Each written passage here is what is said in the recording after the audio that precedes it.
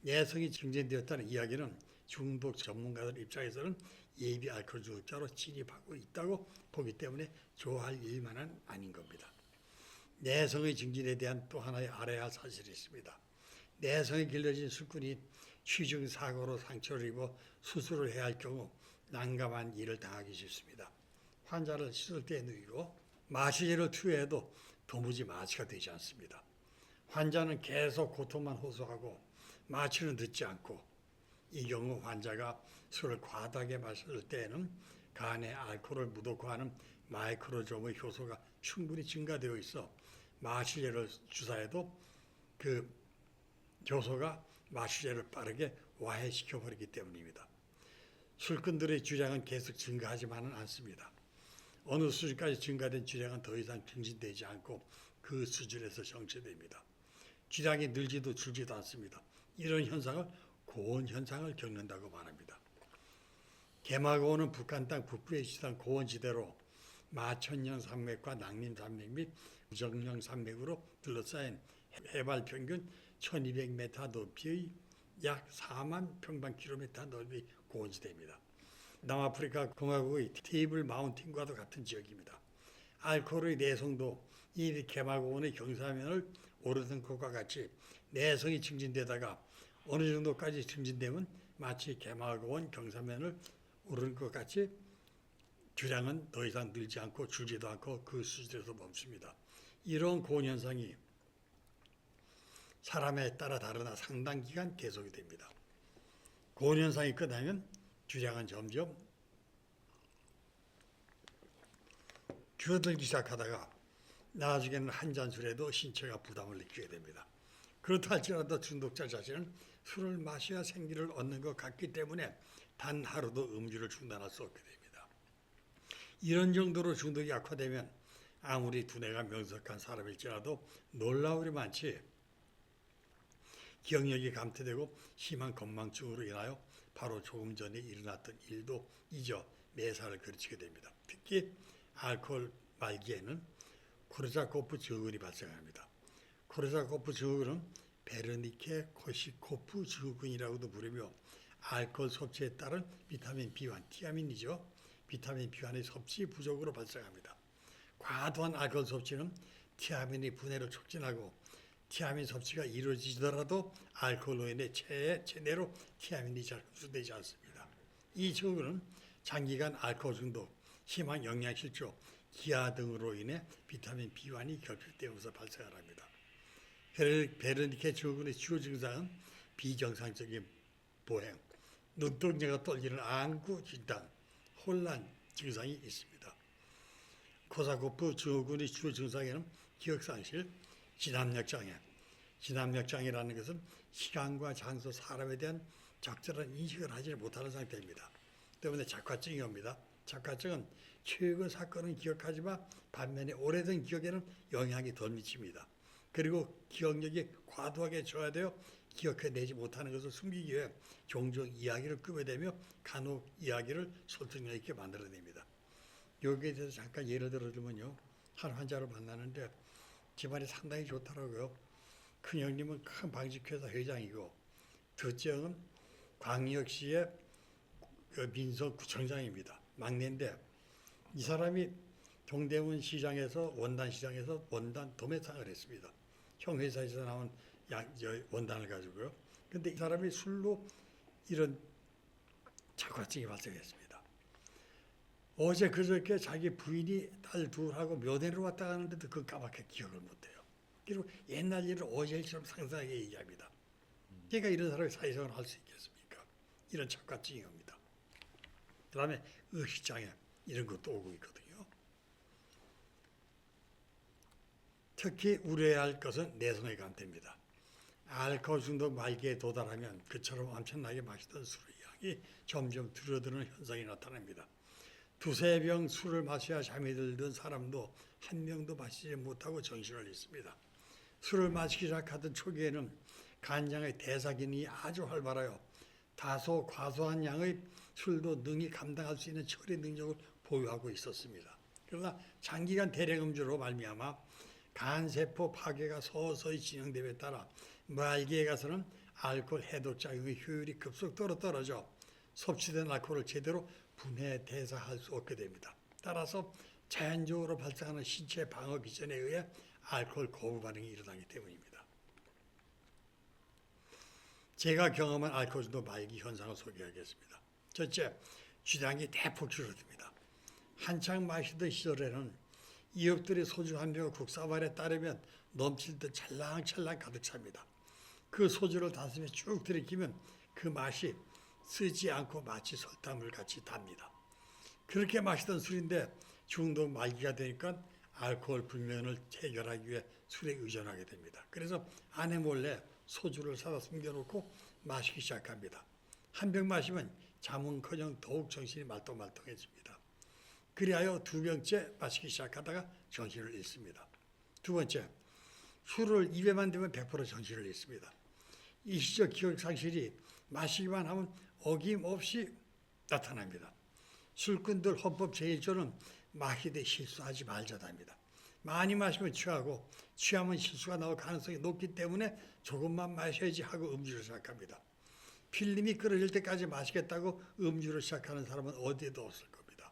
그러나 마시는 목적이 기분이 좋게 하기 위해서고 마시면 알코올의 양리작용으로 취하기 마련이고 또 연내신경 절달 물질인 마약 성분인 도파민이 폭발하여 기분이 좋아집니다. 그런데 이 도파민을 무한 생산할 수 없기 때문에 회수해서 재활용합니다. 처음 회수량은 약 70% 정도로 나머지 부족분 30%는 다시 만들어 100% 채워놓습니다. 가끔 술을 즐기는 정상적인 술꾼들은 이런 과정을 겪기 때문에 별 문제를 만들지 않으나 중독자의 경우는 문제가 달라집니다. 중독 말기에 이르면 회수량이 점점 줄어듭니다. 나중에는 겨우 30%를 넘기기 어렵다고 합니다. 만들어지는 양도 감소되고 회수량도 줄어드니까 나중에는 도파민 자체가 고갈됩니다. 이런 사실을 알고 있다면 술에서 즐거움을 찾으려는 무모한 짓을 할 것이 아니라 다른 건전한 취미 오락에서 즐거움을 찾아야만 합니다. 그러나 중독자의 기억을 점령하고 있는 즐거움을 찾는 방법은 오직 음주이기 때문에 중독자들은 주저없이 술을 마시게 됩니다.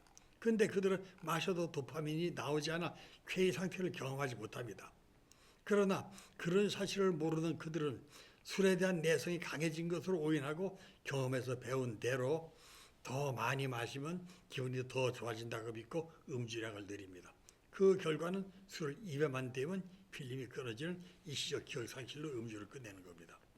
그런데 음주 초기에는 이런 현상으로 술을 즐겼는데 말기가 되면 간에 알코올 분해 기능이 향진되고 높아진 내성 때문에 기대했던 쾌의 상태를 얻게 됩니다. 그렇게 되면 누가 가르쳐주지 않아도 마시는 스스로 학습된 방법에 따라 더 많은 술을 마시게 됩니다. 만족할 만한 취기, 즉 쾌의 상태겠죠. 이 취기에 도달하기 위하여 그렇게 변한 음주 패턴 때문에 알코올 중독자는 일단 한 잔 술이라도 체내에 들어가면 음주 중단이 불가능해집니다. 그것에 따라오는 것이 필름이 끊기는 일시적 기억 상실, 즉 블랙아웃입니다. 셋째입니다. 말기에 이르면 술맛을 잃습니다. 술맛을 모르고 무작정 마시는 겁니다. 술꾼들은 술이 고프다는 용어를 곧잘 사용합니다. 허기진 사람이 살기 위하여 음식물을 찾듯 조갈 상태에서 말라붙은 목을 축이기 위하여 물을 찾듯 거의 생존을 위하여 술을 마십니다. 그렇게 술을 마시는데 문제는 침착하게 천천히 술맛을 음미하며 마실 수 없다는 데 있습니다. 신체가 조급하게 술을 불러들이니 그 욕구에 부응하기 위하여 술맛을 음미할 여유도 없이 빨리 목구멍으로 술을 쏟아 부어야 합니다. 또 하나 문제는 몰래 마시고 감춰놓고 마시는 데 있습니다. 그들은 그의 가족이나 친지들 빼고는 그가 알코올 중독자인지 모릅니다. 그런데 자격지심이랄까요? 알코올 중독자들은 절대 자신의 술 마시는 모습을 남에게 보여주려 하지 않습니다. 남들이 자신이 술을 마시는 모습을 보면 저 사람 알코올 중독자 아니야 하고 손가락질 할 것만 같이 느껴집니다. 실제 그들은 관심도 없는데 말입니다. 그래서 남들 보는 곳에서는 절대 술을 마시지 않고 또 마시다 들키면 그 생명수 같은 술을 빼앗깁니다. 몰래 마시다 아내에게 들켜 그 아까운 술을 뺏긴 일이 어디 한두 번인가요? 그래서 빨리 마시고 안 마신 적 입을 닦아야 하니 되도록 빨리 마셔야 합니다. 그렇게 황급히 마시는 술에서 무슨 맛을 느끼겠습니까? 그래 이렇게 시작된 술이 이제 출근들에게 알코올 중독자들에게 감각 기능과 자제심의 저하를 불러옵니다. 이 문제가 큰 문제거든요. 이 문제를 한번 검토해 보겠습니다. 공복에 빈속에 소주 한 잔을 단숨에 마시면 잠시 후 몸이 가볍게 달아오릅니다. 다시 한두 잔 더 마시면 혈액 중 알코올 농도는 급격히 상승하여 4에서 50%가 됩니다. 맥주 한 병은 소주 반 병에 해당되는 알코올 성분을 함유하고 있습니다. 이 정도의 음주량이면 활기가 생겨 기운이 솟고 아무하거나 상관하지 않고 말을 걸어 담소하고 싶은 기분이 됩니다. 그런데 주의해야 할 점은 이때 신경 기능은 격양되어 있지 않다는 점입니다. 미각과 후각은 둔해지고 드디어 시각도 저하되며 통증을 느끼는 감각도 둔해집니다. 감각 기능이 저하되는 겁니다. 감각이 둔해지면 어떤 돌발 상태에 대한 즉각적인 반응도 둔해집니다. 운전자의 음주가 위험시되는 이유도 여기에 있습니다. 한국과 일본의 도로교통법에는 혈액 알코올 농도가 0.05% 50mg/%입니다. 요거를 음주운전의 기준으로 정하고 있습니다. 음주에 의한 활기는 자제심의 결렬을 수반하여 변칙적이고 돌발적인 행동과 평상시 하지 않을 말도 하고 삼가던 행동도 서슴없이 감행합니다. 아무하고나 시비하고 작은 일에도 불가지성을 내고 큰 소리로 상대를 욕하고 폭력을 사용하고 노래를 부르고 춤을 추며 훌쩍훌쩍 울기도 합니다. 마시기만 하면 난폭하게 돌변하는 사람도 있습니다. 바보 같은 짓을 하고 같은 말을 끝없이 반복하기도 합니다. 혈중 알코올 농도가 100mg/%에 이르면요. 이건 공복시 소주 한 병입니다. 위스키 칵테일하여 녹잔, 위스키로 120ml, 알코올 52ml입니다. 여기에 이르면 운동신경을 주관하는 손해마비로 발걸음이 흔들리고 감정의 기복이 심해져 불안해하거나 화를 내거나 소리를 지르고 울거나 같은 소리를 반복하고 어깨를 늘어뜨린 상태가 됩니다. 쥐는 힘 등의 근육힘, 높이뛰기, 단거리 경주 등에서는 대체로 힘과 속도에는 변화가 없습니다. 혈중 알코올 농도가 150ml%에 이르면 무릎과 몸이 크게 흔들립니다. 이것이 소위 말하는 가지자 걸음의 상태이며 똑바로 걸으려 해도 다리가 뜻대로 움직여주지 않아 똑바로 걸을 수 없습니다. 서 있어도 몸이 휘청거리며 기울어져 누군가가 급히 부축해야만 합니다. 더 심한 상태가 되면 바른 자세로 앉아있지도 못합니다. 쓰러진 취객을 바로 앉혀도 또 쓰러집니다. 늦은 밤 유흥가에서 젊은 여성들이 술에 마시되어 몸을 가누지 못하고 남자친구의 등이 엎혀가는 모습에서 알코올에 마비된 소녀의 모습이 발견됩니다. 혀도 제대로 돌아가지 않아 혀꼬부라진 소리를 하고 대화에 어려움이 옵니다. 혈중 알코올 농도가 150ml% 이상을 초과하면 감각 방향을 상실합니다.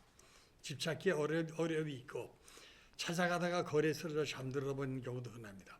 다음날 생각을 더듬어 보아도 취한 것까지는 기억이 되나 그 이후의 기억은 단편적이든지 아니면 통째 날아가고 없습니다. 겨우 생각나는 것도 상대와 격렬한 다툼이거나 얻어맞고 쓰러져 다친 단편적인 실수 정도입니다. 어떻게 귀가했는지 생각나지 않는 것이 보통입니다. 이런 현상을 알코올 정전이라 부르기도 합니다. 이런 현상이 반복되다 보면 만성 중독 상태에서는 마시기만 하면 어김없이 기억상실이 옵니다. 혈중 알코올 농도 200ml%를 넘으면 토하게 됩니다. 이는 신체 보호 프로그램의 작동으로 더 마시면 사망에 이를 수 있으므로 생명을 지키기 위하여 자동적으로 작동이 됩니다. 큰 소리로 부르면 눈을 뜨라 벌써 눈동자가 풀려 개슴츠레해집니다. 의식이 반은 벌써 몽롱한 상태이기 때문에 토함이 고통스러워합니다. 이쯤 되면 대광 반응이 사라지기 시작하는 단계로 위험한 상태입니다. 대광 반응이란 의식 불명의 응급 환자가 병원에 도착하면 의사들은 먼저 환자의 눈을 열고 불빛을 비춰봅니다. 이때 환자의 눈동자의 조리개가 빛을 덜 받아들이기 위해 자동적으로 조이면 의식이 있는 것이고 조리개가 열려 있으면 의식이 없는 것으로 진단합니다. 취객의 눈동자의 대광 반응이 없으면 위험한 상태에 도달한 겁니다. 자, 여기까지 마치고 다음엔 예로 넘어가겠습니다. 예, 이제까지 알코올 중독이라는 병의 실체에 대해서 우리 소장님 자세하게 말씀해 주셨습니다. 오늘 여기서 마치고요. 다음 주에는 알코올 중독의 원인에 대해서 좀 더 세부적으로 말씀을 나누도록 하겠습니다. 예, 소장님 수고하셨습니다. 경청해 주셔서 감사합니다. 예, 오늘 여기까지입니다. 감사합니다.